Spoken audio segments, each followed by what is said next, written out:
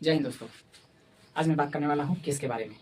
Case एक बहुत ही important grammar का टॉपिक्स है जो खासकर पढ़ने वाले जो भी लोअर स्टूडेंट है या सीनियर स्टूडेंट है, जूनियर कहिए या सीनियर कहिए, जो भी लोअर क्लास या अपर क्लास है, उस सबके लिए है। जो इसको समझ सकते हैं उनके लिए वीडियो है, और जो खैर जो मान लीजिए कि इससे कोई मतलब नहीं है, फिर वो उनके लिए भी मैं एडवाइस दूंगा कि वो भी से एक बार देखे जरूर। तो हम लोग आज केस के बारे में जो जानने वाले हैं वो जान के थोड़ी सी सरप्राइज आ जाएंगे कि ये केस में हम लोग यूज करते थे, बट ये नहीं समझ पाते थे कि कौन केस कब यूज करने में सक्षम होते थे, यूज कर देते थे, बट हमें ये समझ में नहीं आता था। लेकिन अब हम बताने वाले तो आपका प्रॉब्लम हद से ज्यादा सॉल्व हो जाएगा। लेकिन इसकी जो रूल हम बनाएंगे, रूल की जो स्पेशली वीडियो बनेगी वो नेक्स्ट डे आपको बताएंगे। तो आज केवल हम इस केस के बारे में आज जानेंगे। तो चलिए देर न करते हुए हम सीखेंगे। आज जो हम लोग पढ़ने वाले हैं केस के बारे में। केस, ठीक है, CAAC। केस को हम क्या बोलते हैं? कारक बोलते हैं। केस ये होता क्या है समझिए। ये कहता है कि नाउन और प्रोनाउन को चेंज करता है, तो एक अदर वर्ड को क्या करता है? अदर वर्ड में होने वाले रिलेशन को अटैच करता है, होने वाले रिलेशन में अटैच करता है। यानी नाउन कहने का मतलब है नाम वाला, और प्रोनाउन कहने का मतलब है क्या चीज? यानी जो नाम के बदले इस्तेमाल किया जाता है या नाम के पहले जो यूज किया जाता है वो होता है आपका क्या होता है? प्रोनाउन। यानी हमारे नाम के आगे कुछ भी आगे पीछे घूमेगा, आगे या नहीं तो पीछे, वो होता है प्रोनाउन। तो याद रखिएगा, ये जो प्रोनाउन है और नाउन है, दोनों का कॉम्प्रिहेंशन, दोनों का कॉम्बिनेशन, दोनों का एक फ्रेंडशिप इतना कमाल का होता है कि दोनों मिलके अपने एरिया में तबाही ला देता है। तो याद रखिएगा, नाउन हो या प्रोनाउन हो, दोनों में से चेंज करेंगे, दोनों में से किसी एक को चेंज करेंगे, तो चेंज करने के बाद क्या करेगा? जल्दी से जाकर किसी अन्य वर्ड को पकड़ेगा, उसके रिलेशन को धरेगा और हमेशा के लिए अटैच कर लेगा, तुरंत बताएगा। तो याद रखिएगा, केस में हम क्या बताए हैं? जो क्या करता है? नाउन और नहीं तो प्रोनाउन। याद रखिए, नाउन नहीं तो प्रोनाउन को क्या करता है? चेंज करता है। और जैसे ही चेंज करता है तो इसमें क्या आ जाता है? चेंज करने के बाद अदर वर्ड के रिलेशन को अटैच कर लेता है, अदर वर्ड के रिलेशन को अटैच कर लेता है। अदर वर्ड, जो अदर वर्ड होते हैं उसके रिलेशन को ये अटैच करता है। अब चलिए हम आगे बढ़ते हैं। याद रखेंगे, केस में 4 बेटा होता है। केस का 4 बेटा होता है। पहला बेटा का नाम क्या है? Nominative case. क्या नाम है?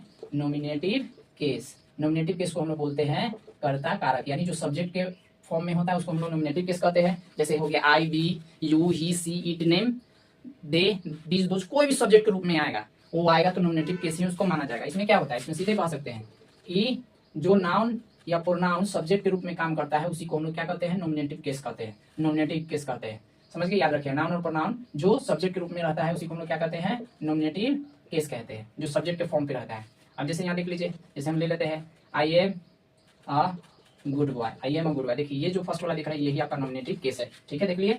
अब चलिए सेकेंड वाला देखते हैं। सेकेंड वाला का नाम है ऑब्जेक्टिव केस। क्या नाम है? Objective case. ऑब्जेक्टिव केस आप लोग देखिएगा तो इसको हम लोग हिंदी में बोलते हैं कर्म। क्या बोलते हैं? कर्म कारक बोलते हैं। यानी हम कह सकते हैं इसमें नाउन और प्रोनाउन किस फॉर्म में रहता है? नाउन और प्रोनाउन इसमें ऑब्जेक्ट के फॉर्म में रहता है। तो जो ऑब्जेक्ट के फॉर्म में रहेगा उसको हम ऑब्जेक्टिव केस बोलते हैं। यानी हम कह सकते हैं, एग्जांपल लेते हैं, she is a good, she is good, ये आपका क्या हो गया? ऑब्जेक्टिव केस हो गया। शुरू वाला को हम नॉमिनेटिव कहेंगे और लास्ट वाला को क्या कहेंगे?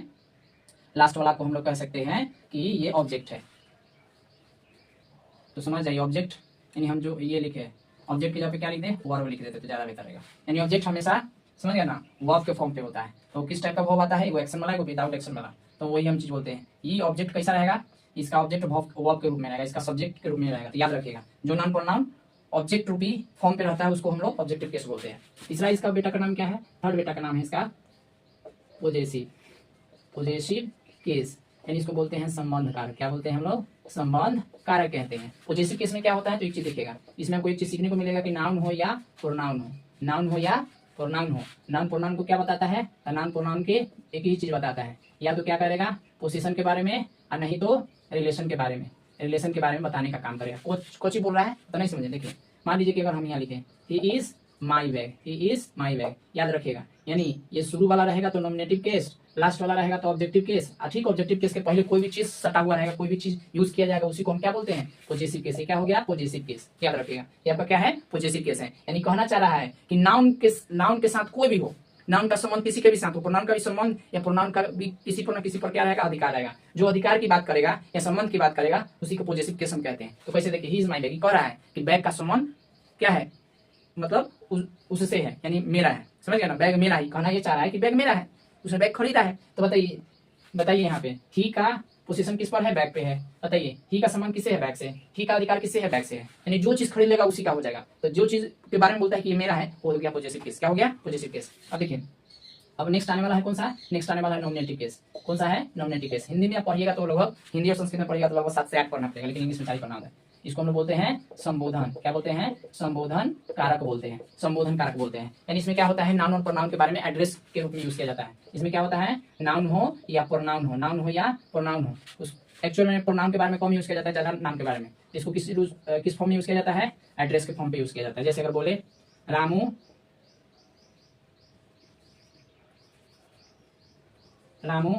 Give me a glass of water, a glass of water. Ramu give me a glass of water. Ramu एक गिलास का वाटर मतलब एक गिलास पानी दो, एक गिलास पानी लाओ। तो ये हो गया। देखिए रामू एक नाउन है जिसको एड्रेस दिया जा रहा है। एड्रेस का मतलब ये बताया जा रहा है कि आपको ये काम करना है। तो समझ गए, नॉमिनेटिव केस में ये चीज आता है। जो चीज बताया जाता है कि ये काम करना है, नॉमिनेटिव केस। और जो कहते हैं कि नहीं ये चीज मेरा है, मेरा तेरा करे, तो हो गया पॉजेसिव केस। और जो कहे कि हमने वो किया है, जो चीज ऑब्जेक्ट के फॉर्म में आएगा वो ऑब्जेक्टिव, जो सब्जेक्ट के फॉर्म में आएगा वो सब्जेक्टिव। अब चलिए आप लोगों ने वाला नोट कर लिया। अब इसका एक छोटा सा फॉर्म बताने जा रहे हैं। इसका रूल जो है नेक्स्ट टाइम बताएंगे। तो चलिए पहले छोटा सा फॉर्म समझ लेते हैं, ठीक है? केस कर दें। अब समझिए, छोटा सा फॉर्म बताने जा रहे हैं। केस है तो केस को अगर 3 हिस्सा में बांट दिया जाए,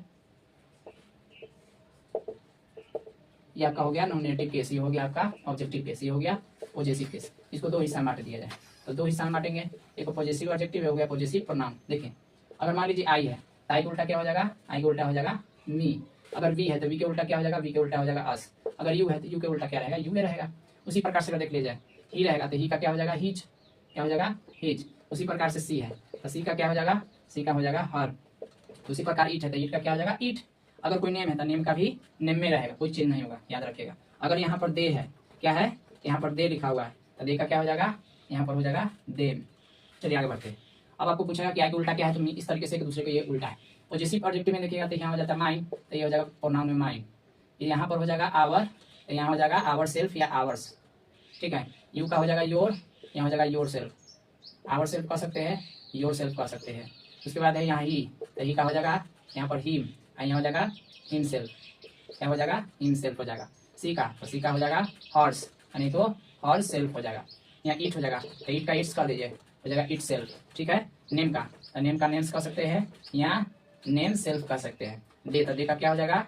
डे का हो जाएगा देयर, यहाँ हो जाएगा देयर सेल्फ। तो आज मैंने ये आपको 3 टैबलेट बता दिया। ये 3 टैबलेट एक ऐसा देसी नुस्खा है जो स्टूडेंट को सेंटेंस लिखते समय ऐसे लिखे या ऐसे को बोलता हो, एप्लीकेशन को लिखता हो, ऐसे ऐसे सेंटेंस को जो वो यूज करता हो, इंग्लिश मीडियम में जो भी है वो इसका यूज बेहतर जानते होंगे। तो चलिए मैंने आज आपको इसके बारे में जो मैंने आपको इसके बारे में जो इन्फॉर्मेशन दिया वो इन्फॉर्मेशन आपके लिए इतना मस्ट है। फिर इसका नेक्स्ट इन्फॉर्मेशन नेक्स्ट वीडियो में आपको दूंगा। तो आप इसी तरीके से बने रहिएगा। फिर मिलेंगे नेक्स्ट वीडियो में। जय हिंद, जय भारत, बेस्ट ऑफ लक।